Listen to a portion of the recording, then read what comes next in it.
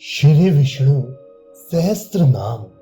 इन सहस्त्र नामों में आए हुए आदित्य आदि शब्दों के दूसरे अर्थों में प्रसिद्ध सूर्य आदि अर्थ भी भगवान की ही विभूति होने के कारण उनसे उनका भेद है। इसलिए उन शब्दों का प्रसिद्ध अर्थ ग्रहण करने से भी भगवान की ही स्तुति होती है। जैसा कि विष्णु पुराण में कहा है, भूतात्मा, इंद्रियात्मा, प्रधान आत्मा, आत्मा और परमात्मा ये सब आप ही हैं। आप एक ही इन 5 रूपों में स्थित हैं। नक्षत्रगण विष्णु हैं, भुवन विष्णु हैं तथा वन, पर्वत, नदियां और दिशाएं भी विष्णु ही हैं। हे विप्रवर, जो है और जो नहीं है वह सब कुछ एकमात्र वे ही है।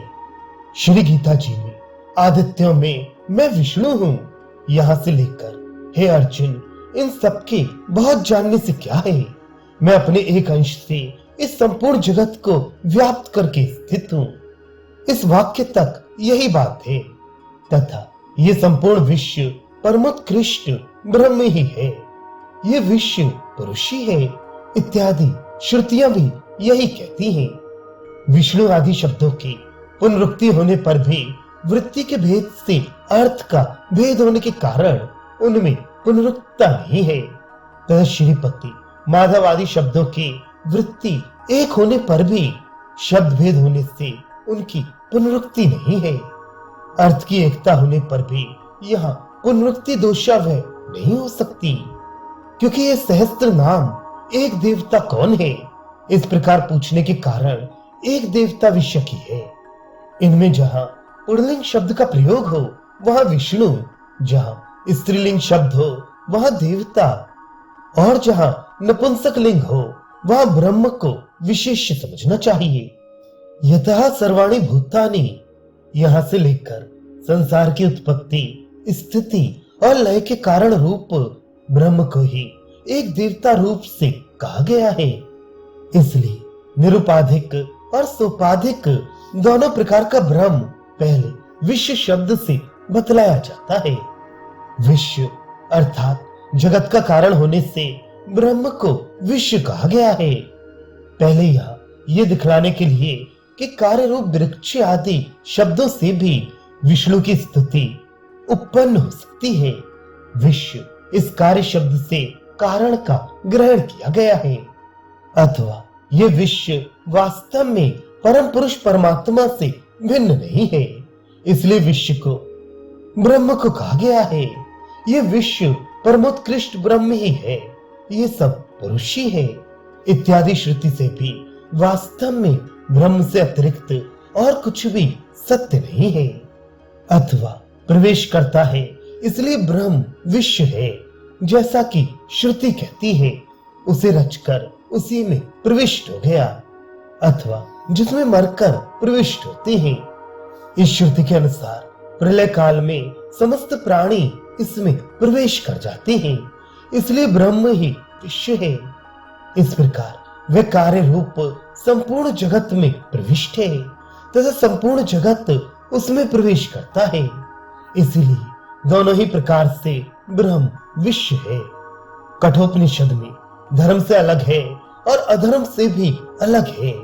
इस प्रकार प्रसंग आरंभ करते हुए ऐसा कहा है कि सब वे जिस पद का प्रतिपादन करते हैं तो सारे तप जिसे प्राप्त करते हैं, जिसकी इच्छा से ब्रह्मचर्य का आचरण करते हैं, उस पद का मैं तुमसे संक्षेप में वर्णन करता हूँ।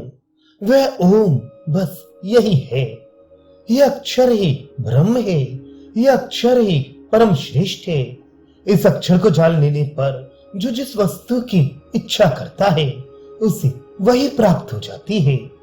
कृष्णोपनिषद में भी हे सत्य का ये ओमकार ही पर और अपर ब्रह्म है। इस प्रकार उपक्रम करके ये कहा है कि जो ओम इस 3 मात्रा वाले अक्षर से परम पुरुष का ध्यान करता है वह मुक्त हो जाता है। यजुर्वेदीय आरण्यक में ऐसा कहा है कि ओम बस यही ब्रह्म है और यही सब कुछ है, तथा छांदोग्य का कथन है कि जिस प्रकार सब पत्ते शंकु अर्थात पत्ते की नसों से व्याप्त होते हैं, उसी प्रकार ओमकार से संपूर्ण वाणी व्याप्त है। ये सब कुछ ओमकार ही है। मांडुक्य उपनिषद में भी ओम ये अक्षर ही सब कुछ है। इस प्रकार उपक्रम करके प्रणव ही अपर ब्रह्म है और प्रणव ही पर ब्रह्म कहा गया है। वे अपूर्व, अनंतर और अभय है, अर्थात उससे पहले, पीछे या बाहर कुछ भी नहीं है और उसका कोई कार्य भी नहीं है। वह प्रणव अव्यय है। प्रणव ही सबका आदि, मध्य और अंत है। प्रणव को ऐसा जानकर फिर उसी को प्राप्त हो जाता है।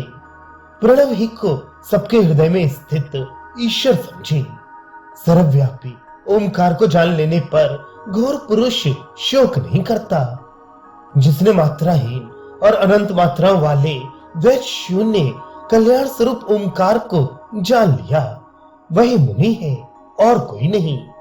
यहां तक ऐसा ही कहा है। इनके सिवा वह ओम ही ब्रह्म है, ओम ही वायु है, ओम ही आत्मा है, ओम ही सत्य है, ओम ही सब कुछ है इत्यादि श्रुतियों से तथा जो पुरुष ओमकार इस एकाक्षर ब्रह्म का उच्चारण कर मुझे स्मरण करता हुआ शरीर त्याग कर जाता है, वह परम गति को प्राप्त होता है। जिस अक्षर ओमकार का वेदज्ञ जन वखान करते हैं, जिसमें विरक्त यति जन प्रवेश करते हैं तथा जिसे प्राप्त करने की इच्छा से ब्रह्मचर्य का आचरण करते हैं, वह पद तुम्हें संक्षेप से बताता हूं। श्री कृष्ण कहते हैं, हे कुंती पुत्र, जल में मैं रस हूं, चंद्रमा और सूर्य में प्रकाश हूं, संपूर्ण वेदों में प्रणव हूं, आकाश में शब्द हूं और पुरुषों में पुरुषत्व हूं। मैं महर्षियों में भृगु हूं, वाणी में एकाक्षर ओमकार हूं, यज्ञों में जप यज्ञ हूं तथा स्थावरों में हिमालय हूं। त्रिअक्षर, तीन अक्षर वाला ब्रह्म ओमकार ही आदि में है, जिसमें वेद त्रय स्थित है। एक अक्षर ओमकार ही पर ब्रह्म है और प्राणायाम ही परम तप है। तीनों वेद प्रणव से आरंभ होने वाले हैं और प्रणव में ही समाप्त हो जाते हैं। संपूर्ण वाणी मात्र प्रणव रूप है, इसलिए प्रणव का अभ्यास करें। इत्यादि स्मृतियों से भी विश्व शब्द से ओमकार का ही निरूपण किया गया है, क्योंकि वाच्य और वाचक का आत्यांतिक भेद नहीं होता। इसलिए तात्पर्य यह है कि विश्व अर्थात ओमकार ही ब्रह्म है। ये सब निसंदेह ब्रह्म ही है, क्योंकि उसी से उत्पन्न होता, उसी में लीन होता और उसी में चेष्टा करता है। इस प्रकार शांत भाव से उपासना करें। इस श्रुति से यह बतलाया गया है कि संपूर्ण विकार ब्रह्म ही से उत्पन्न होने के कारण, ब्रह्म ही में लीन होने के कारण और उसी में चेष्टा करने के कारण ब्रह्म ही है। इस प्रकार सब एक रूप होने से इनमें राग आदि दोष संभव नहीं है। इसलिए शांत भाव से उपासना करें। धर्म का सार सर्वस्व सुनिए और सुनकर उसे हृदय में धारण कीजिए। जो कार्य अपने प्रतिकूल हो, उनके दूसरों के प्रति भी आचरण नहीं करना चाहिए। हे अर्जुन, जो योगी सुख और दुख को अपनी ही तरह सर्वत्र समान देखता है, मेरे विचार से वही परम योगी है।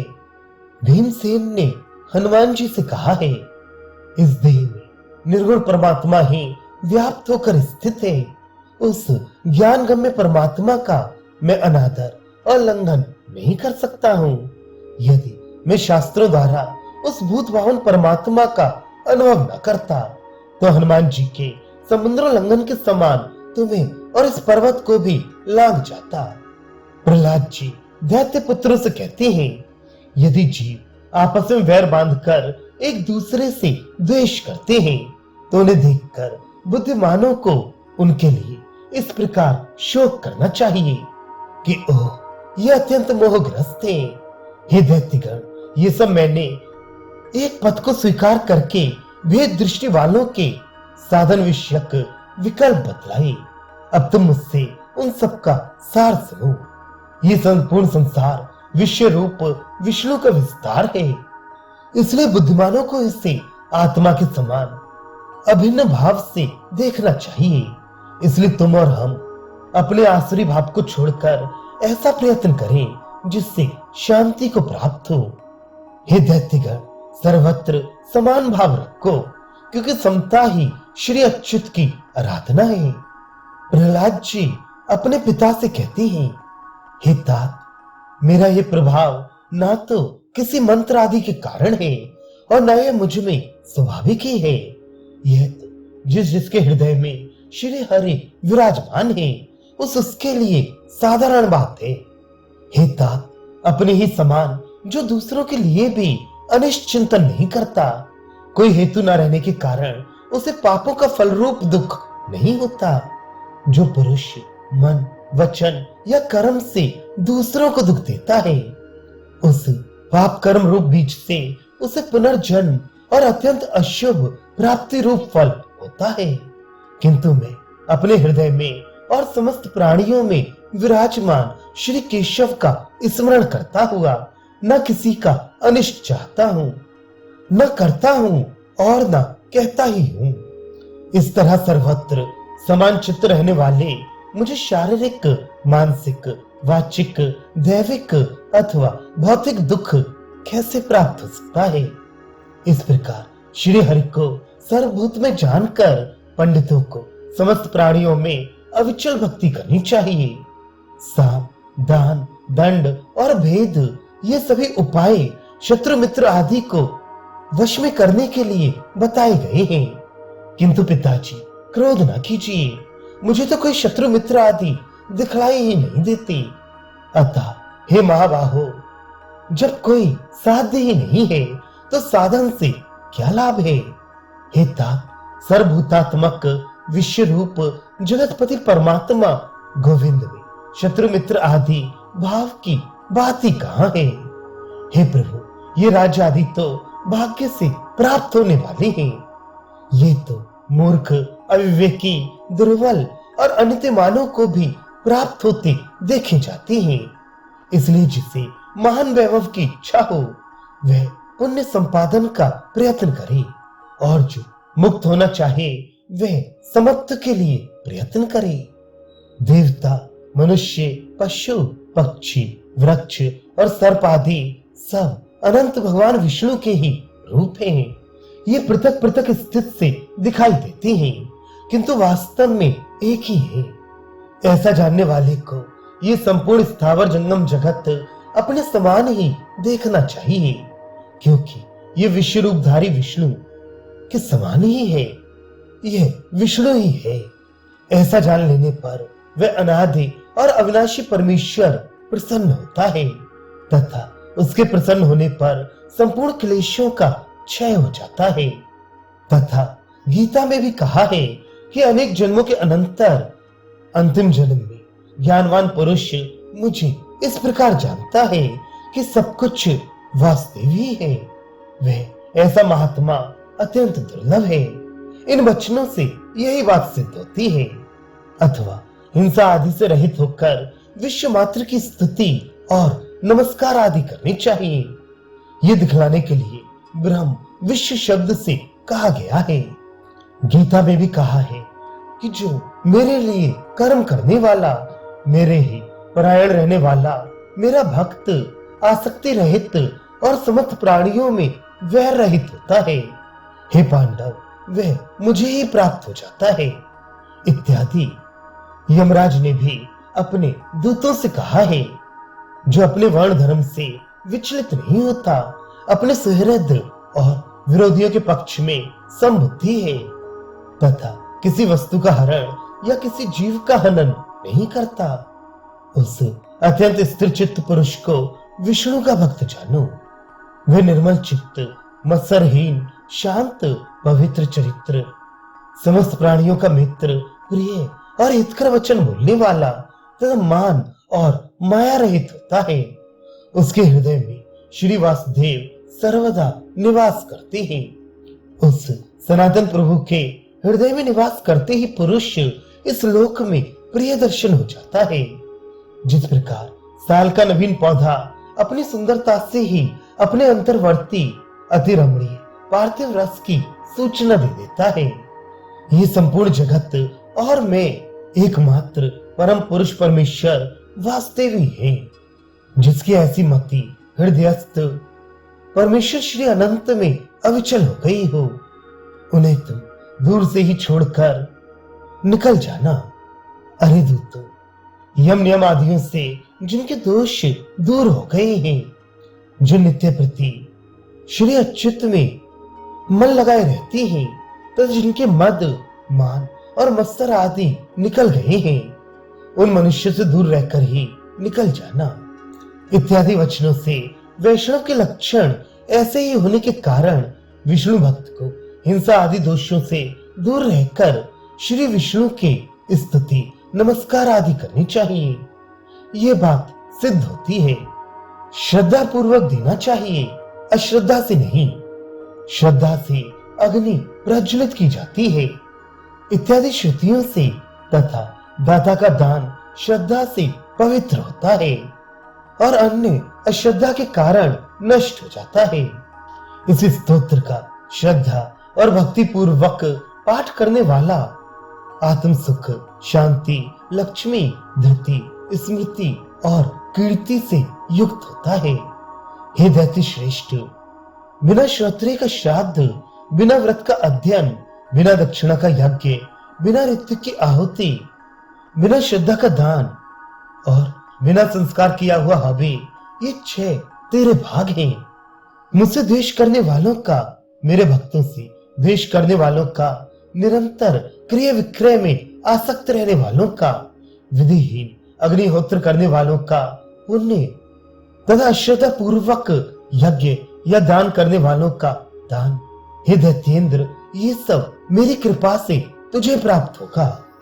हे पार्थ, जो हवन, दान या तप अश्रद्धा से किया जाता है, वह असत कहलाता है।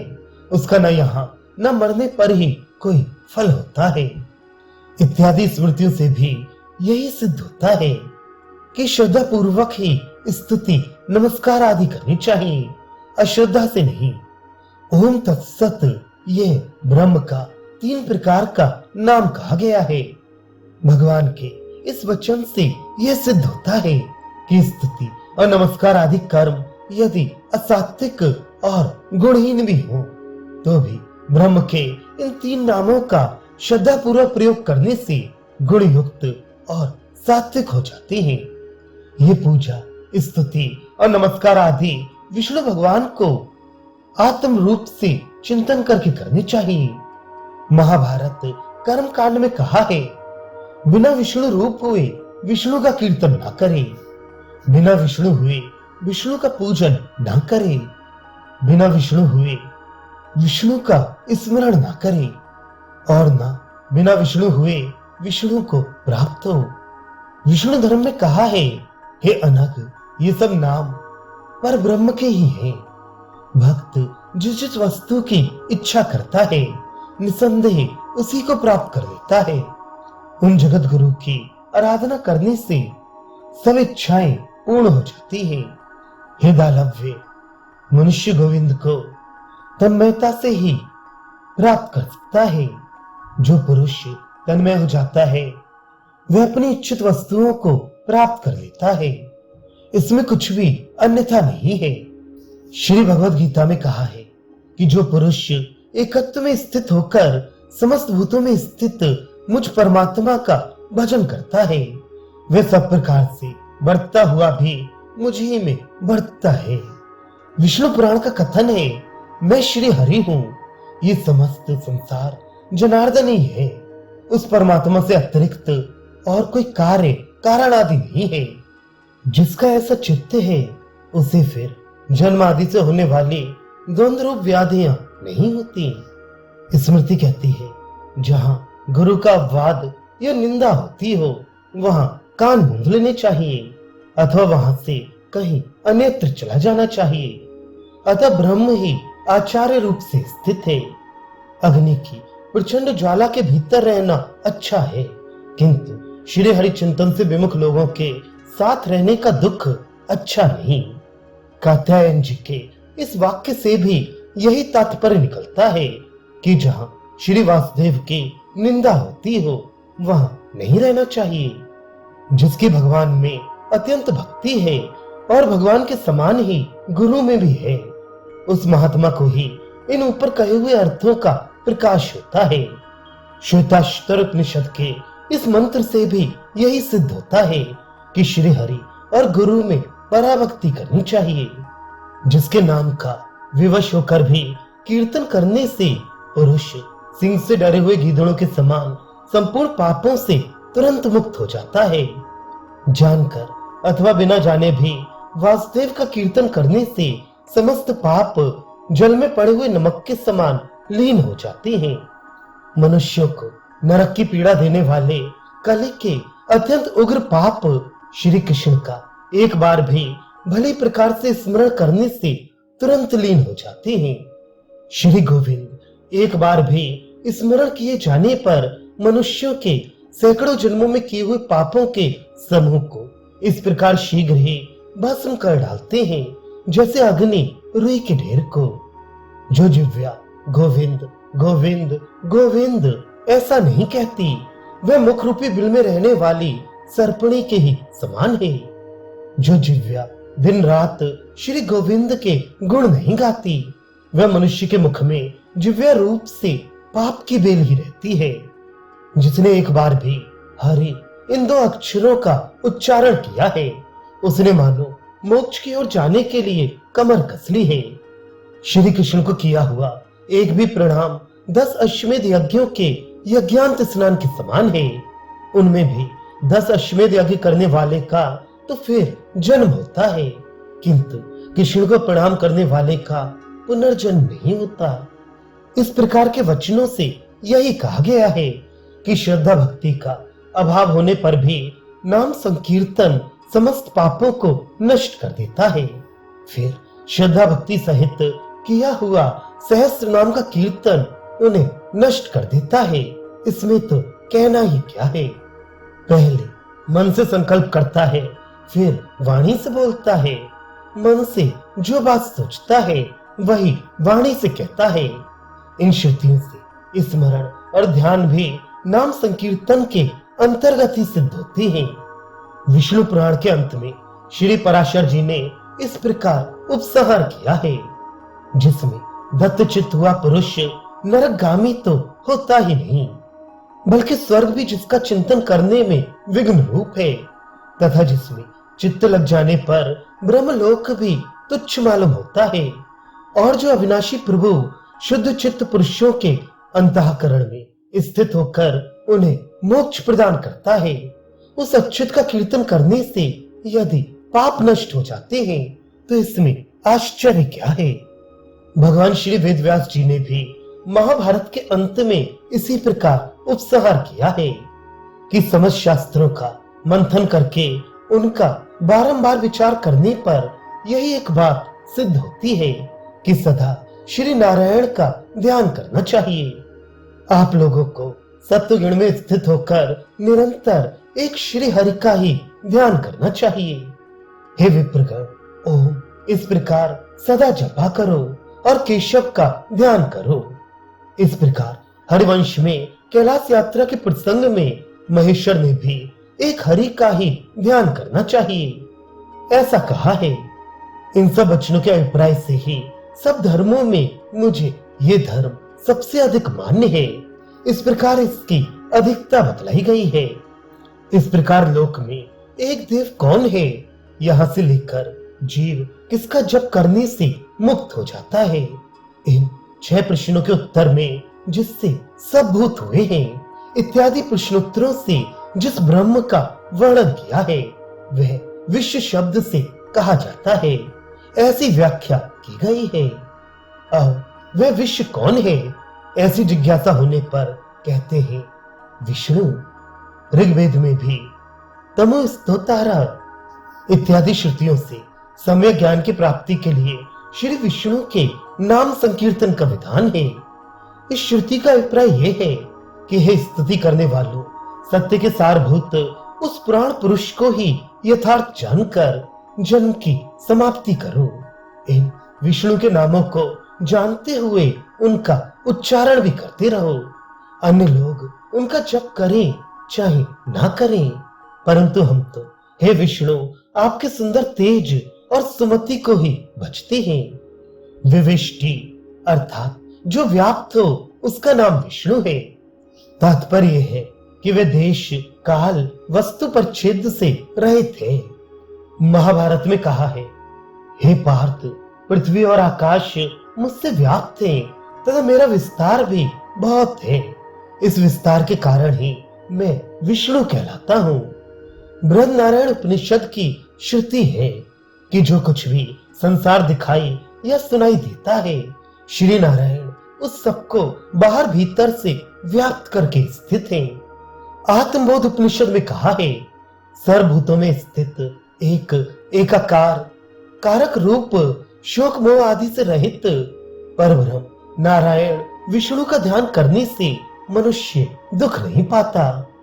विष्णु पुराण में कहा है कि उस महात्मा की शक्ति इस संपूर्ण विश्व में प्रवेश किए हुए है, इसलिए वह विष्णु कहलाता है, क्योंकि विष धातु का अर्थ प्रवेश करना है। जिसके उद्देश्य से यज्ञ में वशट किया जाता है उसे वशटकार कहते हैं, अथवा यज्ञ ही विष्णु है।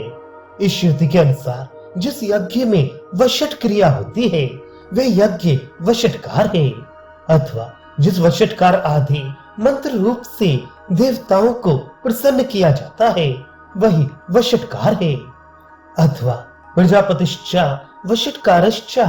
इस श्रुति के तथा 4, 4, 2, 5 और 2 अक्षर वाले मंत्रों से जिनका यजन किया जाता है वे विष्णु भगवान मुझ पर प्रसन्न हो।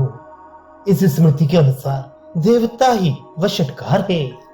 भूत भव्य अर्थात भविष्यत और भवत अर्थात वर्तमान, इनका नाम भूत भव्य भवत है। उनका जो प्रभु हो वह भूत भव्य भवत प्रभु कहलाता है। इस देव का सन्मात्र प्रातियोगिक ऐश्वर्य काल भेद की उपेक्षा करके रहता है, इसलिए यह प्रभु है। रजोगुण का आश्रय लेकर यह ब्रह्मा रूप से भूतों की रचना करता है, इसलिए भूतकृत है, अथवा तमोगुण को स्वीकार कर रुद्र रूप से भूतों को काटता है, अर्थात उनकी हिंसा करता है, इसलिए भूतकृत है। सत्वगुण के आश्रय से भूतों का भरण पालन धारण अथवा पोषण करता है, इसलिए भूत भ्रत है। प्रपंच रूप से उत्पन्न होता है अथवा केवल है ही, इसलिए भाव है। उत्पन्न होने का नाम भाव है, अथवा सत्ता मात्र को भी भाव कहते हैं। भूतात्मा, ये तेरा आत्मा अंतर्यामी और अमर है। इस श्रुति के अनुसार भूतों का आत्मा अर्थात अंतर्यामी होने से भूतात्मा है। भूतों की भावना करता है अर्थात उनकी उत्पत्ति या वृद्धि करता है, इसलिए भूत भावन है। भूतकृत आदि नामों से उसमें गुणाधीनता का दोष प्राप्त होता है, अतः अपूतात्मा अर्थात पवित्र स्वरूप कहकर उस दोष का प्रतिषेध करते हैं। पूतात्मा पवित्र आत्मा स्वरूप जिसका उसे पूतात्मा कहते हैं, अथवा कर्मधारय समास किया जा सकता है, वह केवल और निर्गुण है। इस श्रुति से भी यही सिद्ध होता है। पुरुष का गुणों के साथ संबंध स्वेच्छा से ही माना जाता है।